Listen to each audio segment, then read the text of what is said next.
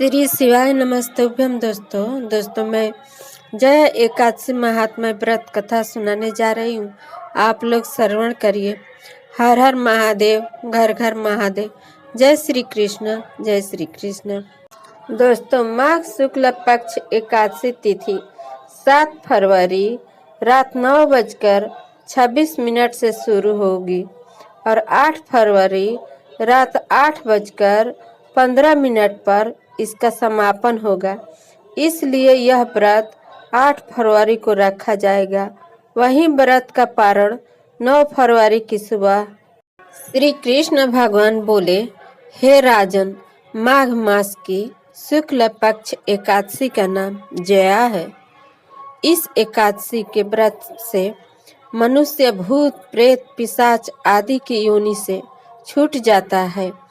अतः इस एकादशी के व्रत को विधि पूर्वक करना चाहिए। हे राजन, मैं एक पौराणिक कथा कहता हूँ, से सुनिए। एक समय इंद्र स्वर्ग लोक में राज करता था। वहाँ अमृत का पान कर नंदवन में अप्सराओं के साथ आनंद पूर्वक क्रीड़ा करता था। एक समय इंद्र अपनी इच्छा अनुसार अप्सराओं के साथ रमण कर रहा था। उन्हें नचाने लगा। उस जगह गंधर्व गान कर रहे थे। वहाँ गंधर्वों में प्रसिद्ध पुष्पदंत तथा उसकी लड़की चित्रसेन की स्त्री मलिन ये सब थे। उस जगह मलिन का लड़का पुष्पवान और उस लड़का मल्यवान था। उस समय पुष्पवती नामक एक गंधर्व लड़की मल्यवान को देखकर उस पर मोहित हो गई और कामवाड़ से चलयमान होने लगी। उसने अपने रूप सौंदर्य हाव भाव आदि के द्वारा मल्यवान को बस में कर लिया। हे राजश्री, वह पुष्पवती अत्यंत सुंदर थी। उसके लक्षण अत्यंत सुंदर थे। पुष्पवती की ऐसी सुंदरता को देखकर मल्यवान भी उसके ऊपर मोहित हो गया। अतः ये दोनों कामदेव के वश में हो गए। परंतु फिर भी इंद्र के बुलाने पर नाच गाने के लिए जाना पड़ा और अप्सराओं के साथ अपना गान शुरू किया। यद्यपि वह नाच गा रही थी, परंतु कामदेव के प्रभाव से उनका मन न लगा और अशुद्ध गाने लगी। उनकी भाव भृंगियों को देखकर इंद्र ने उनके प्रेम को समझा और दोनों को श्राप दे दिया कि हे मेरी आज्ञा का उल्लंघन करने वाले मूर्खों, तुमने मेरा अपमान किया है। इसलिए तुम पति पत्नी के रूप में मृत्युलोक में जाकर पिशाच का रूप धारण करो और अपना कर्म फल भोगो। इंद्र का श्राप सुनकर वे अत्यंत दुखी हुए और हिमालय पर पिशाच बनकर दुख पूर्वक अपना जीवन व्यतीत करने लगे। उन्हें गंध रस स्पर्श आदि का कुछ ज्ञान नहीं था। उस जगह महान दुख मिल रहे थे। रात दिन में उन्हें एक क्षण भी निद्रा नहीं आती थी।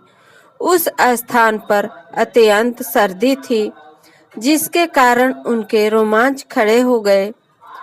उनके दांत भी सर्दी से कटकटा रहे थे। एक दिन पिशाच ने अपनी स्त्री से कहा, न मालूम हमने पिछले जन्म में कौन से पाप किए हैं, जिससे हमें इतनी दुखदायी यह पिशाच योनि प्राप्त हुई है। पिशाच योनि से नरक के दुख सहना उत्तम है। इसी प्रकार अनेक विचारों के करते हुए अपना दिन व्यतीत करने लगे। देव योग से एक दिन माघ मास के शुक्ल पक्ष की जया नाम की एकादशी आई। उस दिन इन दोनों ने कुछ भी भोजन नहीं किया और न कोई पाप कर्म ही किया। उस दिन केवल फल फूल खाकर दिन व्यतीत किया और महान दुख के साथ पीपल के वृक्ष के नीचे बैठ गए। उस समय सूर्य नारायण अस्ताचल को जा रहे थे। वह रात्रि इन दोनों ने एक दूसरे से सटकर बड़ी कठिनता से काटी।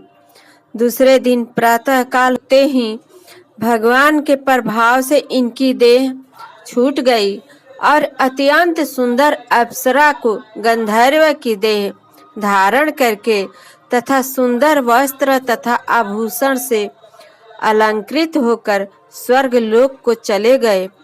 उस समय आकाश में देवगण तथा गंधर्व उनकी स्तुति करने लगे। नागलोक में जाकर इन दोनों ने देवराज इंद्र को प्रणाम किया। इंद्र को भी इनका अपने प्रथम रूप में देखकर महान आश्चर्य हुआ और इनके पूछने लगे कि तुमने अपनी पिशाच देह से किस प्रकार छुटकारा पाया, सो सब कहो। इस पर माल्यवान बोले कि हे देवेंद्र, भगवान विष्णु के प्रभाव तथा जया एकादशी के व्रत के पुण्य से हमारी पिशाच योनि छूटी है। इंद्र बोले, हे माल्यवान, एकादशी व्रत करने से तथा विष्णु के प्रभाव से तुम लोग पिशाच की देह को छोड़कर पवित्र हो गए हो और हम लोगों के भी वंदनीय हो गए हो, क्योंकि शिव तथा विष्णु भक्त हम लोगों के वंदना करने योग्य है। अतः आपको धन्य है, धन्य है। अब तुम पुष्पवती के साथ जाकर विहार करो। हे युधिष्ठिर, इस जया एकादशी के व्रत करने से समस्त कुल योनि नष्ट हो जाती है। जिस मनुष्य ने इस एकादशी का व्रत किया है उसने मानो सब तप यज्ञ दान आदि किए हैं।